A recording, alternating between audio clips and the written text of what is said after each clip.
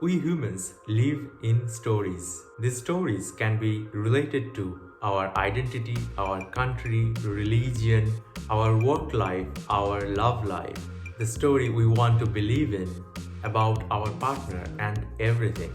Let's take an example. Our story about X. Here, X can be anything that comes to your mind. Regarding the same thing, which is X, your story can be different from your friends. And this is why your opinion on X may differ from your friend's opinion. But as we know, truth can only be one, so both of you know that someone's story regarding X must be wrong. However, we both believe that our story about X is the truth. Now the question is, how come we both can believe that our story, the story we know, is the real one? How do we always make our stories real? This is what we are here to understand today. The answer is rituals. 1,000 years back, the custodians of the religions discovered this answer.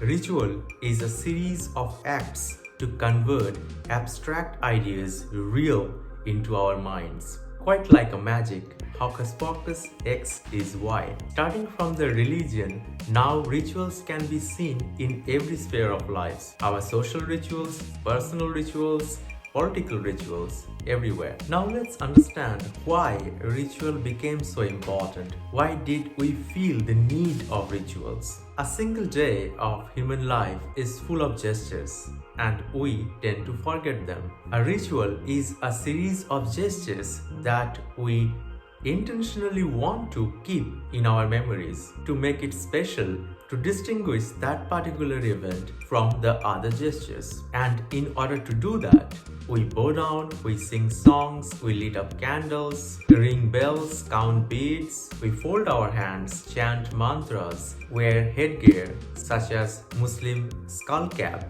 for men and hijab for women, Sikh turbans, and so on.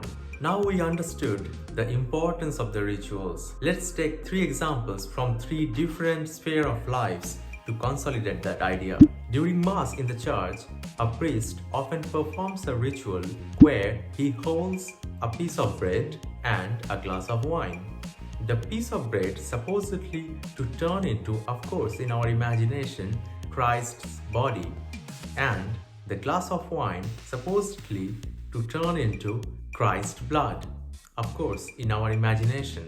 The priests perform this ritual with the idea that by eating Christ's flesh and drink Christ's blood, we could internalize the goodness of Christ. While performing this ritual, the priest also utters a Latin mantra which goes like hoc est corpus. The English translation of this Latin mantra is "This is body."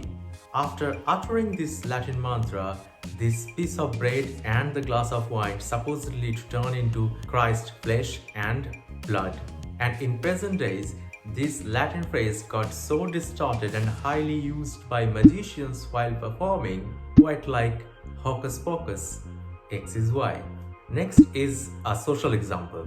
Food is often found to be a part of rituals, such as Easter eggs symbolize new life and Christ's resurrection, or the bitter herbs at Passover to remember their slavery in Egypt. The same community eat honey at New Year's Day to make their new year sweet as honey, and pomegranates to multiply their good deeds. For New Year days, many communities' favorite choice is fish, which signifies abundance in their lives. It can be seen in Jewish community, and interestingly, it is still popular in communist China.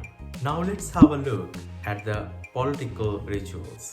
The countries such as USA, UK, that they think that they are the custodians of secularism, still take their oaths, keeping their hands on Bible for their important political positions. These are the shared political rituals to leave a deep influence in the minds of the stakeholders. From ancient wars to present-day republic parades, soldiers spend hours in saluting their superiors, marching in formation, shouting war cries as their process of discipline. As Napoleon correctly remarked, he could make men sacrifice their life just for a colorful ribbon. Talking about sacrifice, that brings us to our next important part of this ritual is sacrifice. How is sacrifice used to validate rituals?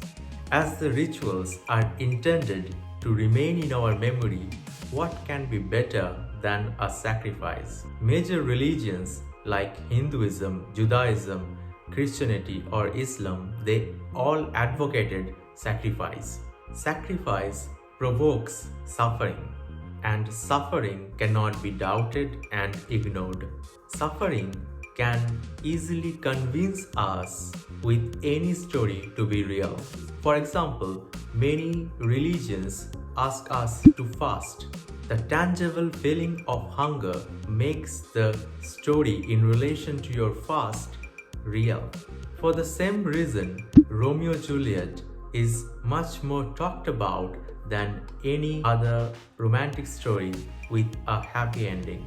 Very interestingly, when we suffer, let's say from a headache, we try to take a medicine to reduce it. But for a ritual, more we suffer, the more our faith in that ritual gets consolidated. For example, a suffering story of, let's say, an independence movement of a country helps to make a national identity. A suffering ritual to celebrate the festivals such as Muharram or Ramadan or Jewish Sabbath makes the faith of the believers stronger. A social example would be a diamond ring, which is very useless and very expensive at the same time. One asks their partner for a diamond ring because a diamond ring demands a huge financial sacrifice. Someone needs to be super convinced about their lover to make that financial sacrifice for. One of the earliest written comprehension about rituals is found in Confucian thoughts. Confucian philosophy talked about Li, which means right. According to Confucius, Li, or the rites, it serves as the glue. It contributes to the social unity and political stability. The Confucian classics such as the Book of Rites, the Book of Zhou, and the Book of Etiquette and Rites tell us about the minute details of the rituals and how to perform them.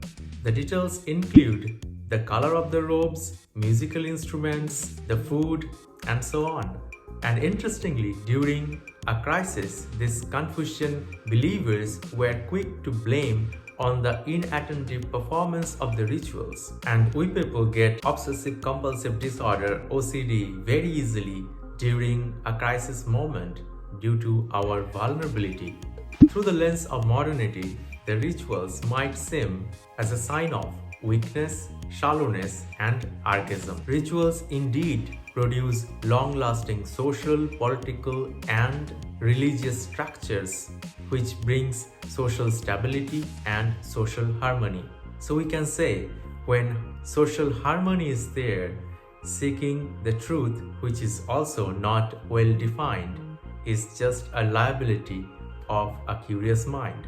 Let me know your thoughts on the rituals, and thank you so much for being here today.